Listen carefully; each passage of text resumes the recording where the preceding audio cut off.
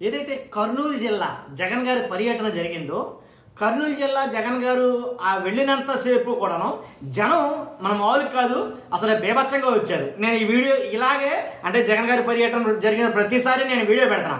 జనం ఇసుకేరేస్తే రాలంతమంది, అసలు అంత ఎంత జనం కాదు, నేను చెప్తూనే ఉన్నా, వాళ్ళు అలా వస్తూనే ఉన్నారు. కానీ ఈ పర్యటనలో ఒక ప్రత్యేకత ఉంది, అది మీకు చెప్పాలని ఈ వీడియో చేస్తున్నా. ఏంటా ప్రత్యేకత అని చెప్పే ముందు నాది రిక్వెస్ట్ ఉందండి. రాష్ట్ర ప్రజలు ఏమనుకుంటున్నారో రాష్ట్ర ప్రజలకు తెలియాలంటే కనుక, అందరికీ తెలియాలంటే మీ బాధ్యతగా మీరు లైక్ చేయండి. మీరు లైక్ చేస్తే ఎక్కువ మందికి ఇన్ఫర్మేషన్ షేర్ అవుతుంది. కొత్తగా మన ఛానల్ చూస్తే పక్కాగా సబ్స్క్రైబ్ చేయండి. మీ అమూల్యమైన అభిప్రాయాన్ని కామెంట్ రూపంలో తెలియజేయండి. యాజ్ యూజువల్గా ఎప్పుడు జరిగేదే జగన్ గారి పర్యటన, పోలీస్ ఆంక్షలు పెరిగి కోలిది. జగన్ గారు కూడా వచ్చే జనం కూడా పెరుగుతూనే ఉన్నారు. పర్యటనకి విపరీతంగా జనం పెరుగుతున్నారు, దాంట్లో ఎలాంటి డౌట్ లేదు.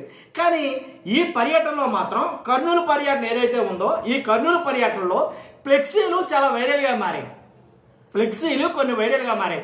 కొంతమంది కోట నాయకులు పెట్టిన ఫ్లెక్సీలు, అలాగే జగన్మోహన్ రెడ్డి గారు కూడా వచ్చినటువంటి అభిమానులు పట్టుకున్న ఫ్లెక్సీలు.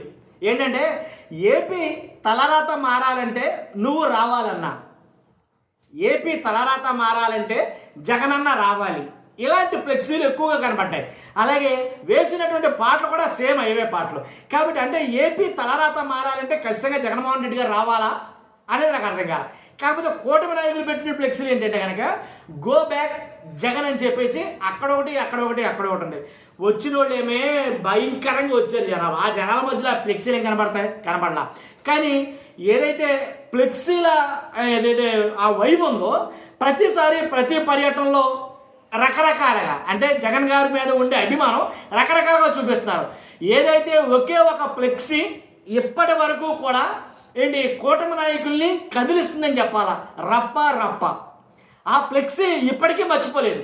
ఎందుకంటే చంద్రబాబు నాయుడు గారు రీసెంట్గా ఏముంది, చంద్రబాబు నాయుడు గారు ఎక్కడ మాట్లాడినా కూడా ఆ రప్ప అది మాత్రం అసలు ఆ మాటే మాటల. కాబట్టి అంటే ఫ్లెక్సీలు అంత ప్రభావం చూపుతాయా అనేది నాకు అనిపించింది. ఈరోజు జగన్ గారి పర్యటనలో ఫ్లెక్సీ చూసినా సరే సేమ్ అంతే. ఆ ఫ్లెక్సీలు కూడా ఏంటంటే ఏపీ తలరాత మారాలంటే జగన్ గారు రావాలి అని మహిళలు కావచ్చు, అలాగే యువకులు కావచ్చు చాలామంది పడుతున్నారు. ఇంకో మాట చెప్పాలి మీకు నేను.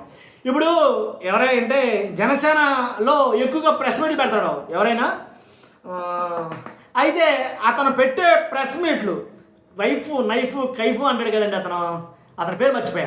మొత్తానికి ఏదైతే మీకు గుర్తొస్తే కామెంట్ చేయండి. అతను పెట్టే ప్రెస్ మీట్లో రీసెంట్గా ప్రెస్ మీట్ పెట్టాడు. డిఎస్సిలో ఏదైతే జంజీ ఉన్నారన్నారో, జంజీ వార్ అని చెప్పేసి మీరు దీక్షలు చేస్తున్నారో, ఆ దీక్షల్లో డిఎస్సి అది జంజీ ఎక్కడ ఉన్నారో, అందరూ వయసు అయిపోయిన ముసలోడే కదండి. జంజీ ఎక్కడ ఉన్నారో చూడాలంటే జగన్ గారు ప్రతి పర్యటన చూడండి. ప్రతి పర్యటనలో ఎక్కువ శాతం 80% ఉన్నది జంజీనే, అసలు ఎలాంటి డౌట్ లేదు. యువత మొత్తం జగన్ గారు కూడా ఉంటుంది. ఆయన కరచాలన కోసం, ఆయనతో వెంటబడి ఆయన సెల్ఫీ కోసం, లేదా ఆయన టచ్ చేయాలనే ఉద్దేశంతో, జస్ట్ ఆయన టచ్ చేస్తే చాలు అనే ఉద్దేశంతో యువత అశేషంగా తరలి వచ్చి జగన్ గారు కూడానే వాక్ చేస్తున్నారు. ఇంచుమించుగా 38 కిలోమీటర్లు ప్రయాణం చేసినట్టున్నారు ఈరోజు జగన్ గారు. 38 కిలోమీటర్లలో 5-6 చోట్ల ఏదైతే జంక్షన్లు తగిలియో ఆ ప్రతి చోట కూడా, అదంతా ఎందుకు, ఈ 38 కిలోమీటర్లు జగన్ గారికి కూడా ఒక క్యాన్వే వచ్చింది 2 వీలర్స్ మీద. ఏ 2 వీలర్ అయిన చూడండి, మీరు అబ్జర్వ్ చేయండి, మ్యాక్సిమం అందరూ జంజీనే, మొత్తం అందరూ యువతనే. కాబట్టి అంటే వాళ్ళు అడిగిన దానికి నేను సమాధానం చెప్తున్నా. ఏదైతే వాళ్ళు జనసేన నాయకుడు మాట్లాడిన దానికి నేను సమాధానం చెప్తున్నా. జంజీ ఎక్కడ ఉన్నారు జగన్ గారు కూడా అని ఎక్కువగా టాపిక్ వస్తుంది. కాబట్టి జంజీ ఉన్నారో, జగన్ గారు కూడా ఉన్నారో. జగన్ గారు ప్రతి పర్యటనలో సీఎం అని అరిచేవాళ్ళు ఆ జంజీనే. జగన్ గారు ప్రతి పర్యటనలో ఫ్లెక్సీలు బ్యానర్లు పట్టుకునేది జంజీనే. జగన్ గారు ప్రతి పర్యటనలో కేరింతలు కొట్టేది జంజీనే. జగన్ గారు ప్రతి పర్యటనలో జగన్ గారి కాన్వా వెనకాల కొన్ని 100,000 బైకులు వస్తాయి చూసారు, ఆ బైకులన్నీ కూడా వాళ్ళయ్యే. అర్థమైందా? ఇప్పుడు జంజీ ఎవరు వెనక ఉన్నారనేది. కాబట్టి జగన్ గారు కూడా జంజీ ఉన్నారు. అందుకనే జగన్ గారు కూడా చేసే ప్రతి దాంట్లో కూడా డిఎస్సి కావచ్చు, నిరుద్యోగుల గురించి కావచ్చు, నిరుద్యోగ భృతి ఇవ్వట్లేదని కావచ్చు, అలాగే వాళ్ళకి కావాల్సినటువంటి కాలేజీ విద్యార్థులు ఏదైతే ఫీజు రీఎంబర్స్మెంట్ ఇవ్వట్లేదని కావచ్చు.